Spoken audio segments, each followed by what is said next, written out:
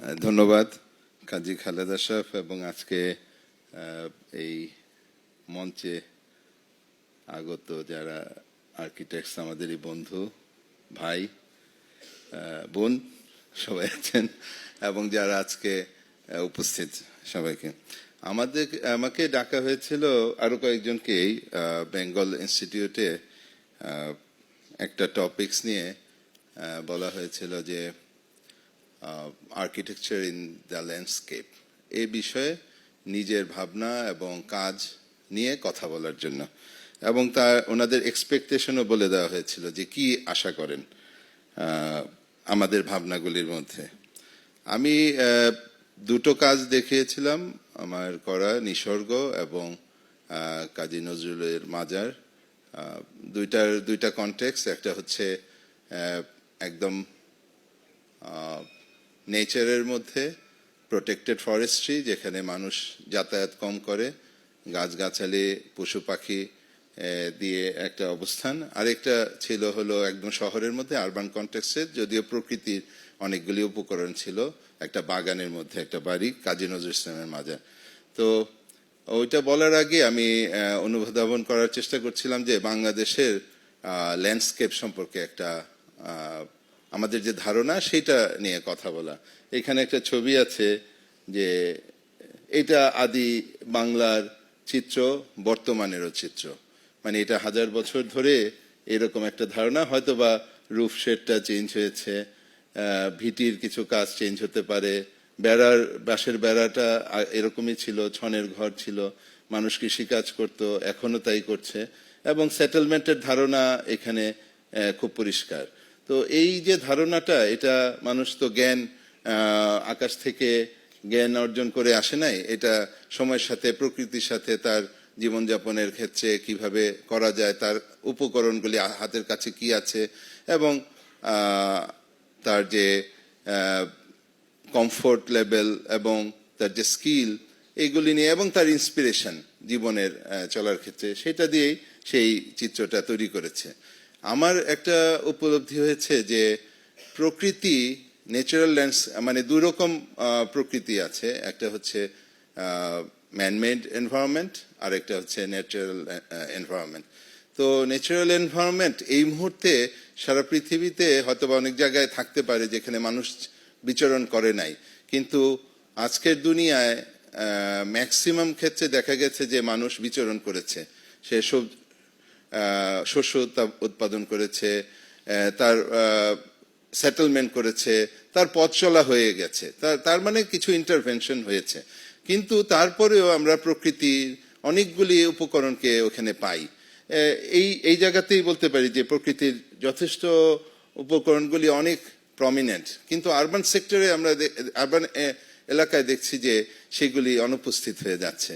তো ওই ব্যাপারে আমাদের কিছু কনসার্ন, চিন্তা করা যে আমরা আর্কিটেক্টস এবং সেটেলমেন্ট যারা পরিকল্পনা করি, কাজ করি, তাদের কিছু চিন্তা ভাবনা থাকা দরকার, কিভাবে আমরা এই কাজগুলি পরিচালনা করব এবং আমাদের যে আদি ন্যাচারাল এনভায়রনমেন্ট সেটাকে কিভাবে অক্ষুণ্ণ রেখে বা ধরে রেখে আমরা ম্যানমেড এনভায়রনমেন্ট তৈরি করব for us and for people for future. তো এই জায়গাটায় একটা ধারণা আমি উপস্থাপন করেছিলাম। আমার কাজের মধ্যে এই যে দুটো বলেছিলাম যে উপরেরটা হলো নিসর্গের একটা সেটেলমেন্ট, পাহাড়ি এলাকা, একদিকে পানি আর একদিকে পাহাড় আর জঙ্গল, আর এটা ঢাকা ইউনিভার্সিটি ক্যাম্পাস। নিসর্গের আমার প্রাথমিক স্কেচ, প্রকৃতির ধারণা সম্পর্কে একটা নিয়ে আমি কিভাবে আমার ধারণা তৈরি করেছিলাম তারই একটা চিত্র। এই ক্ষেত্রে আমি আজকের উপস্থাপনের ক্ষেত্রে আমি বলবো যে আমরা যে প্রকৃতিতে ইন্টারভেনশন করছি অ্যাজ অ্যান আর্কিটেক্ট, আর একটি পরিবেশ তৈরি করছি একটা পরিবেশের মধ্যে থেকে, সেখানে আমার ক্ষেত্রে, আমার ধারণার ক্ষেত্রে 4টা পয়েন্টে আমি উপলব্ধি করেছি যেগুলি খুব গভীরভাবে কাজ করে, যেটা আমার এনি থিঙ্কিং এর ক্ষেত্রে, আমি যে চিন্তা করি এবং যেভাবে তৈরি করি, কিছু তৈরি করার ক্ষেত্রে আমার যে কাজগুলি পরিচালিত হয়, সেটার প্রথম হচ্ছে গ্রাউন্ড সারফেস সম্পর্কে আমার একটা ধারণা তৈরি হয়, গ্রাউন্ড মাটি যে ভূমি তার সম্পর্কে আমার একটা ধারণা, সেটা আমার দুটো প্রজেক্টে খুব পরিষ্কারভাবে উপস্থিত আমি বলতে পারি। সেকেন্ড হচ্ছে ভেজিটেশন, এবং সেখানে ভেজিটেশনের অনেক প্রকৃতি আছে, গাছগাছালি, ঘাস, শ্রাবস, হেজেস, অনেক উপকরণ নিয়ে তার একটা এনভায়রনমেন্ট তৈরি হয়। তৃতীয় হচ্ছে লাইট অ্যান্ড এয়ার, আলো বাতাসের প্রভাব, এটা সবসময় চিন্তার মধ্যে আসে। চতুর্থ আমি বলতে পারি পার্মানেন্স, এটাও একটা চিন্তা যে আমি যে জিনিস তৈরি করছি তার স্থায়িত্ব সম্পর্কে একটা ধারণা তৈরি করা। তো মাটি সম্পর্কে বলতে পারি যে এটার একটা ফিজিক্যাল ফর্ম, এটার সফটনেস, পারমিয়েবিলিটি, এটার ওয়াটার কন্টেন্ট, এটা কিভাবে বিহেভ করে, তাকে আমি কিভাবে টাচ করব, আমি এটার মধ্যে কিভাবে বসবাস করব, একটা সেটেলমেন্টের ধারণা তৈরি করব। আমার নিসর্গের ক্ষেত্রে আমি বলতে পারি আমরা একটা প্রস্তাব করেছিলাম একটা এলিভেটেড প্ল্যাটফর্ম যেটা স্টিলটের উপর থাকবে, মাটিকে কত অল্প পরিবর্তনের মাধ্যমে বা চেঞ্জের মাধ্যমে আমি আমার ফাংশনকে অর্গানাইজ করতে পারি, আমার ফ্যাসিলিটিস ডেভেলপ করতে পারি এবং একটা ট্রান্সফর্ম করতে পারি স্পেসটাকে। আবার একই ক্ষেত্রে নজরুলের মাজারের ক্ষেত্রে দেখা গেছে এমনভাবে তৈরি করার চেষ্টা করেছে যাতে এটা খুব লাইটলি বসে আছে মনে হয়, এরকম একটা স্থাপনা তৈরি করলাম। তো এইটা মূলত ওই পরিবেশ এবং ওই ল্যান্ডস্কেপকে আন্ডারস্ট্যান্ড করার চেষ্টা করা এবং তার জন্য একটা উপযোগী স্থাপনা তৈরি করার চেষ্টা করা। এইভাবে বলতে পারি যে এই চারটা পয়েন্টে আমি আলো বাতাসের, ভেজিটেশনের ক্ষেত্রে একটা আন্ডারস্ট্যান্ডিং, একটা গাছগাছালির ট্রান্সপারেন্সি, পারমিয়েবিলিটি, সলিডিটি, ইভেন এটার যে শেড তৈরি করছে, এটা কিভাবে বিহেভ করছে তার সাথে সম্পর্ক রেখে স্থাপনার ধারণা তৈরি করা, এটা আমি আমার চিন্তার ক্ষেত্রে অলওয়েজ আমি ভাবনার মধ্যে এগুলো নিয়ে স্থাপনার পরিকল্পনা তৈরি হয়। পার্মানেন্স নিয়ে বলতে পারি যে বেঙ্গল ডেল্টা অ্যাকচুয়ালি একটা ফ্লুইড ল্যান্ডস্কেপের ধারণা।